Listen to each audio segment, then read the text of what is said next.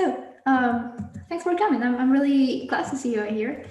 I think, as the session title entails, I'm gonna teach you not only why you should make your content accessible, but also, which I think is more important, how to do it yourself. So, I think it's interesting that we start with a few ice-breaking questions so we can kind of like get to know each other and see what you are expecting from others.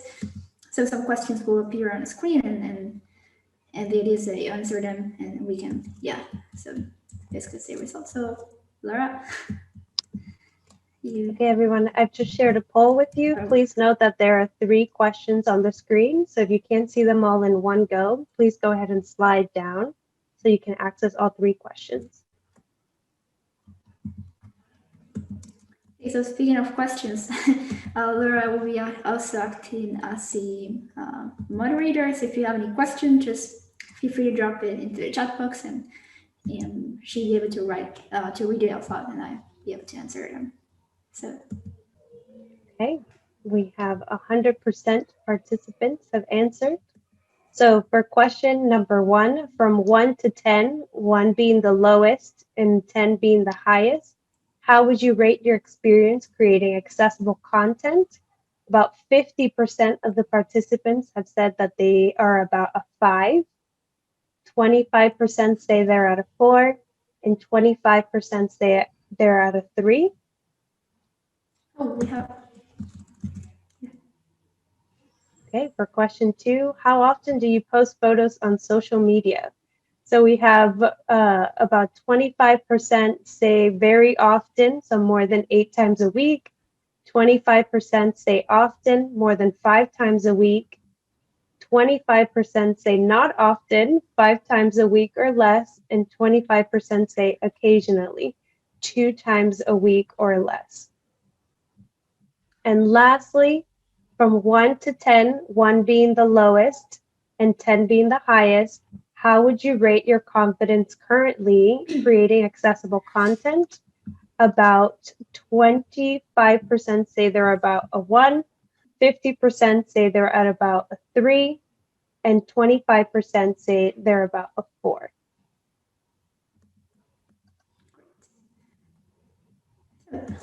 Hold on.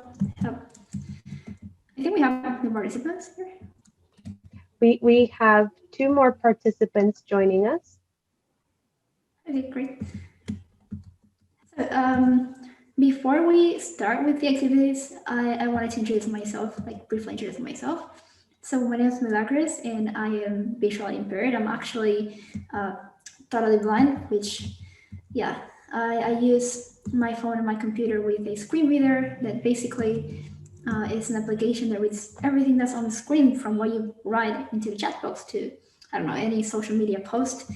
But this application has some limitations, and one of those is it cannot describe images. But it can read the descriptions posted by those who upload them, which is basically what we want to learn how to do here. And I use social media. I use social media quite a lot because I love to keep up with the things that matter to me. I work as a freelance journalist, so I don't know, like keeping informed is crucial to me. And much of the content I find is inaccessible. Probably, I don't know, like 2 out of 3 photos posted are not described, and that makes me miss out on many information that I really think is important. And sometimes I can't participate in those conversations that I think, like I really want to be part of. And with this workshop, I just want to change this little by little. And I think you are part of that change. So thanks for being here. So to illustrate this a little bit better, let's move on to the first activity. I'm gonna show you 4 different versions of a tweet in this case, so you can see how I see quote quote posts in social media when they are not described, and how easy it will be to change that. So I want to ask you to get ready to write into the chat box, because part of this activity is to reflect and think together. So So the first slide, you have a screenshot of a tweet with the user and Twitter end blacked out, and you have the text. As you can see in the first slide, there is only the tweet of the tweet. Oh, sorry, the text of the tweet, and you cannot see the image the tweet had originally without an image. And that's exactly what I see, or what I find when I find content, inaccessible content on social media.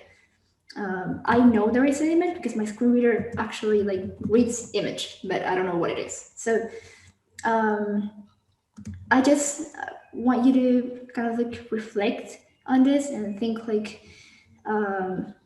what can you learn from this tweet? What kind of information do you think is missing, and how do you feel if you find something like this while scrolling through your own through your own feed? So just drop your comments into the chat box, and Laura will be reading them. Yeah, so we're waiting on some responses still.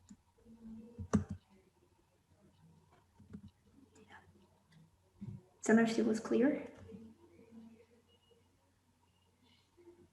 Yeah, still waiting on some responses.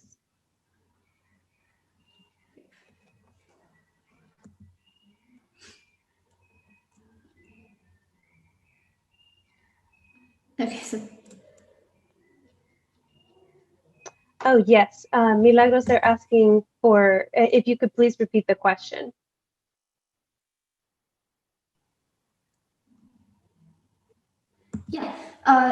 Yeah, how you feel if you find something like this while scrolling into your own social media feed. If you are on Twitter, you find a posting like this without you can't see the image. What information do you think is missing? And as the slide title says, what can you learn from this tweet?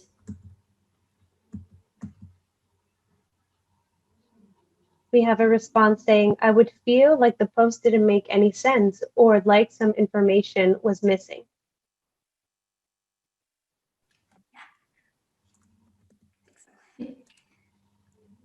And that's our only response. That's exactly. Oh, we have one. We have a couple more. Said a bit frustrating because I don't know what's going on, and I would imagine it's just a map, but I don't know of what. Yeah.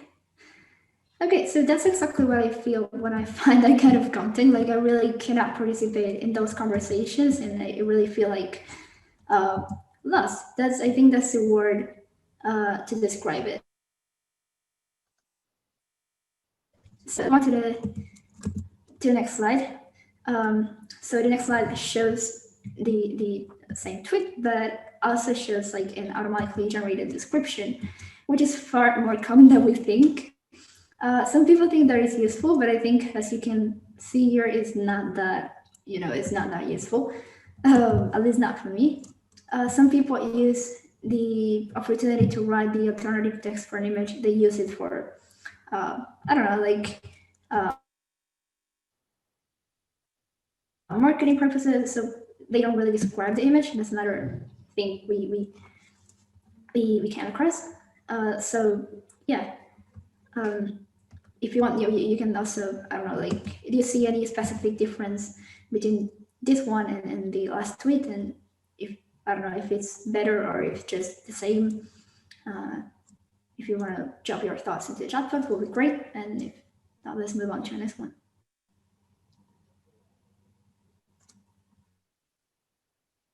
We have a comment saying it's not better.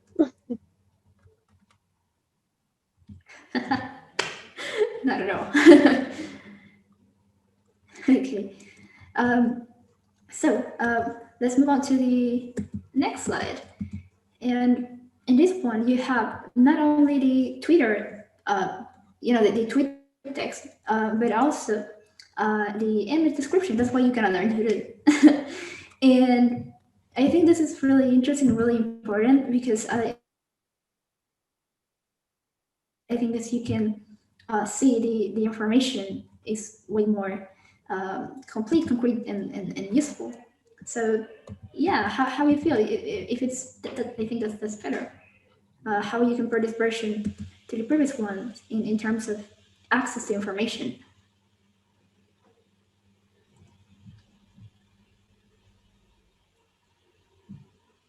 So We're waiting on some comments. yeah, It says, I feel like I can see this in my head. that's that's exactly what I want to do here because I've been blind since birth, so I never saw colors, I never saw light, but it really feels like when someone describes an image, I can kind of like visualize it. It's just a weird way of kind of like saying it, but it's basically what happens. Um, now I want to show you the full picture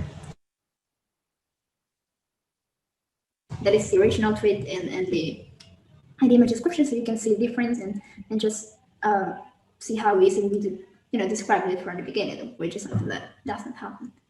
Um, so hold on. Yeah.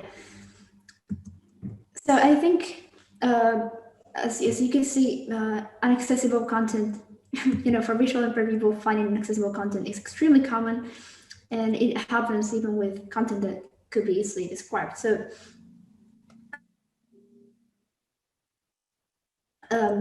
what I wanted to show you with this was like how easy it was to actually describe a posting and how much difference it would be. Because if you post a picture and you describe it, you will make, we are like 30 million blind people in the world and more than 285 million people with any kind of like visual disability. So it will really make a difference if you describe it. So before I explain the specifics of how you have to describe an image or what the best practices are, I'd like you to try it for yourself as if we're like a real life scenario. And the way we're gonna do it is with the breakout room function in Zoom. So you will be divided into small groups and you'll be given a picture to describe. I'm gonna let Laura to explain the instructions because she's gonna be helping you out with this. Okay, everyone. So I will be breaking you off into 5 different groups made up of 2 people each. You should see that pop into your screen at any moment now. The instructions are essentially to please collaborate together, having one person open up the Google Slides that I will be dropping into each of your chat boxes. And then please go ahead and project that into the screen for both of your team members. And then I will also drop in some instructions as well as some prompts that Milagros wanted you to carry out with this activity. So I will start opening those up now. And please feel free to drop in any questions that you might have directly into the chat so I can see them. Okay, we have everybody back now. Perfect. So this first of all, I like one of you or just if you can, if you feel like doing so, write in like into chat box, like how I don't know how easy or how hard was this activity to do and how do you feel? How do you feel and stuff. So this activity actually, what I wanted to show you was how easy or straightforward was this to do and how you could also do it without really that much direction. Basically, what we're gonna do now is I'm gonna give you some best practices and like specifics on how you can make your descriptions maybe even better. So if there is no responses, I probably move on with it. Yeah, no feedback from anyone in the chat. Okay. We have one So saying it was very tricky. to the next slide. So. Okay. And it was hard or took long, but definitely needed more practice. yeah, I think that's the thing. Like that's really important. That's a really good point. If you practice it, if you do it like every day or every time you post each time you post a picture on social media, I think everything comes with practice and with really kind of like I think it comes to the point where it comes automatically. So let's move on to the next kind of like part session. So now that you've done it yourself, I just want to give you some kind of like guidelines or best practices that you can use or keep in mind where when describing images. So I think we could divide the images broadly in three categories. So the first one would be the what I call informative images. They're basically pictures that have text like posters, signs, and even in this case, I think even graphics. Oh, sorry, yeah, graphics that I think one group how to describe a graphic. And when it comes to text, I think it's not really necessary to explain everything that's going on in the image. Like you don't have to go into great detail like colors and stuff because it's just you have to get the information across. So maybe they can help if you want to contextualize something, but it's not really extremely necessary. So, for example, if the image is like a poster with a text, you can just write I don't know like poster that reads or something like that, and just the text of the poster. You have to keep in mind that even though the screen reader can read basically everything, it cannot read text that is like inside an image. So you have to be careful with like really keeping in mind that and writing the text and not assume we can read it because probably we can't. So that's a good point to make. And when it comes to graphics, that they might seem a little bit more difficult. I think what could be good would be to kind of like explain just show the information that the graphic is trying to show, and and I think that just trying to maybe you can show the shape of the graphic or something like that. Just showing the information, just writing the information down could be good. So I think the second category will be like what I call real life images. They're basically pictures that you post when I don't know, like maybe for a situation or a specific moment, or maybe the typical food like pictures of food or real life stuff. They don't necessarily have like they don't come with information, but they can show you a situation or yeah. So I think with this kind of pictures, it will be really good to describe in I don't know like greater detail. Um, just to include details that can help us to really contextualize the situation and not only get information, but also kind of like has, as someone said, like visualize it in our minds. Even though in my case, for example, I never saw colors or lights or whatever, I have an idea of how which colors goes with which color, and it's really I think it's always nice to know those details. For example, if it's a person, you can describe what the person is wearing, or I think this is gonna be way better illustrated with the examples that we're gonna show you after this explanation. But yeah, anyways, the most important thing is describe just what you think is important to for the person to really understand what is shown in the picture without stopping at so many details that the person gets lost. I think that's the most important like getaway. I think you gotta keep in mind. And then we have the third category. This is the last one, and it's basically pictures that show something like a situation, but also have text in them. Like I don't know, like someone washing their hands and just a text that says, "You should wash your hands," and that's how you do it. I don't know, just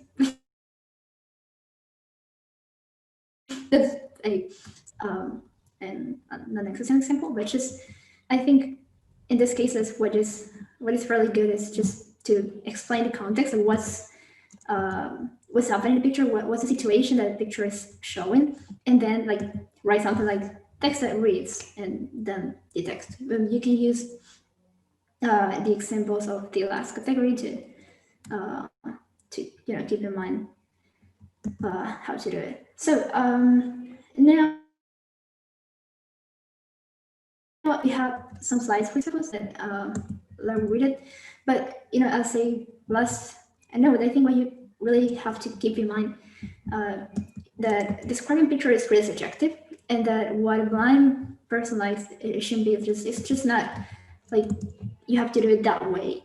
We are all different. We all have different likes and dislikes, and even though I talked to many people before doing this to make sure I was representing what they thought, I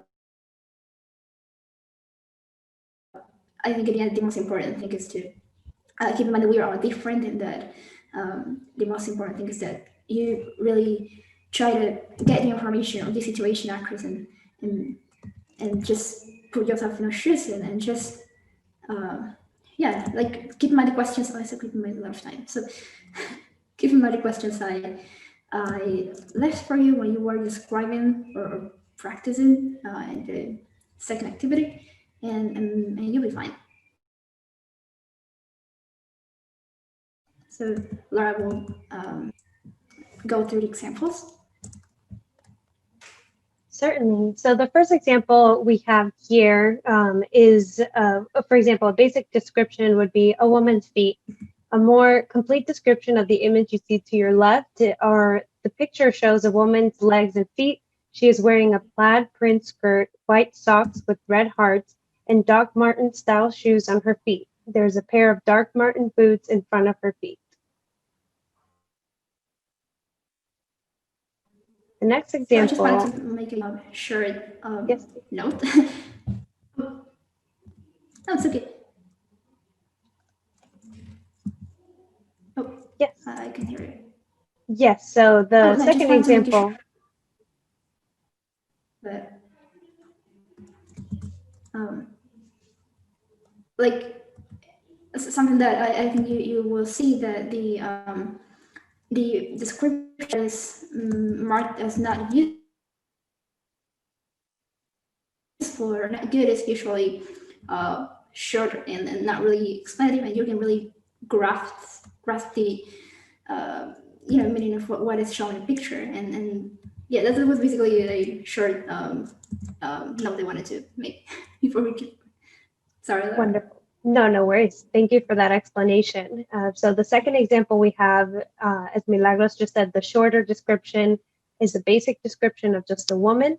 The more complete description is the picture shows the torso of a woman standing sideways. She is wearing a white t-shirt and has a pink cheetah print handbag hanging on her shoulder. In the background, there's a clothing rack. And then our final example is basic description is just food. And the complete description is the picture shows a plate with a piece of toast that has avocado and an egg on it, with a fork and knife on the plate as well. There's a cup of iced coffee behind the plate to the right, and the keyboard of a laptop computer is behind the plate to the left. So we finish our examples. Okay, perfect. So now that you know all this, and you practice, and you just did everything wonderfully, I just wanted to finish this workshop with like a call to action. I'd love you to go into a social network. It doesn't matter which social network. It can be Facebook, it can be Twitter, Instagram, and take a picture or upload a picture right now. And it doesn't matter. It can be I don't know, like anything you like. Maybe it's a picture of something that you see out the window. Maybe it's a picture of yourself. Or, I don't know. It's okay. But I think it would be really nice if you try to put this into practice and like in real life, and try to describe it. And I think when you plot it and when you describe it, I like you to take into account everything we learned and everything we said in all the examples, and the questions I left for you when you were practicing. And I think it would be really nice, and you can use the hashtag our future voices. There is the hashtag of the virtual summit, and you could also use the hashtag A11Y that is used to kind of estimate everything that has to do with digital accessibility and yeah, I think it really be a really oh god, I think it really be a good way to finish this session. And I think you have the restrictions in the next slides for Facebook and Twitter. I don't know if I said it right order because I can't see the slides, but just keep in mind you can also do it in Instagram. It's fairly easy. I can, yeah, I don't know. Yeah, this is I can show. I can send you a link if you need. But yeah, I think it's just a really good way to end this. I don't know if we have some time left. Yes, so we have about 9 minutes left, Milagros. So we have That's a lot of plenty of time. time for, So yeah, we have plenty of time for questions. yeah, so if you want, you can maybe write your if you have any question, you can drop it into the chat box, or maybe even mute your microphone, and we can talk and reflect, and I can answer your questions if you have them. And I just wanted to share, everyone, if you didn't get the instructions, just because I flew by some of the slides, we will be sharing these after the session. So you'll have a reference to come back to soon. So we have a question, Milagros, that says, do you think social media platforms are accessible in general? Is it easy to put alternative text in all of them? So I think when it comes to accessibility, at least for me, I use Instagram, Twitter, and Facebook a lot, and LinkedIn. But I don't know if we can call LinkedIn a social network. And I really think they are accessible. I mean, you can do basically everything. You can post things, you can read everything, you can participate. I think the thing that's lacking is that part of like people describing things and people really making their posts accessible. And yeah, it's really easy to add alternative text in features. For example, in Twitter, it's just you have the option where you are uploading it, and the same happens with Instagram. And I think in Facebook it's a little bit more complicated because I'm not sure. I mean, that's not something, just take it with a grain of salt, but I think you have to use your computer for that, but I'm not really sure. So just yeah, but I think it's really easy, and it's just a matter of remembering to do it and to taking the time. There is not a lot of time, probably a few seconds, to add that description that can really make a difference, and a huge one. Great. Thank you, Milagros. We have another question that said, who are some posters of organizations or individuals who do a really good job of this? So there is that's a really good question and hard to. I mean, it's really hard to answer because I don't really like take note like who is describing things and who's not. Um, I think I saw a really good posting by UNICEF recently that had a fairly good description. Sometimes, which I've seen a lot of described stuff in magazines and in newspapers, which is something I'm really thankful for. But when it comes to organizations, I don't really know. I mean, I think it really depends. Sometimes I find some organizations that describe a post and they post another thing and it's not described. So I think it really depends on the moment and the post. And something I want you to keep in mind, since we are from talking about this, is that you won't be able to see this description that you just posted. Like it's a little bit weird, but you won't be able to see them because it's just an alternative test that is shown only by, for screen readers. So it's just once you post it, you probably won't be able to see your own description, and it's just something I think is important to know. So yeah, I hope I answered your question. Thank you, Milagros. We have one more question saying, related to the last one, do you think that the government in the country you live in shares information on an accessible format? Sorry, I don't really think so. I mean, they have their website, and they when they post things online, like in social media, they tend to link to their website, and there you can access the information. In some cases, you even can't there, which is bad. But I've never seen a described image. I'm from Uruguay, just something to keep in mind. Um, and but well, maybe I've been unlucky. It just but no, I'm not really used to finding accessible content when it comes to my own government. I've seen some accessible posting from the US one, for example, in some cases, in some really specific cases, not always, but yeah, this no, I've not really been really lucky with this when it comes to my own country.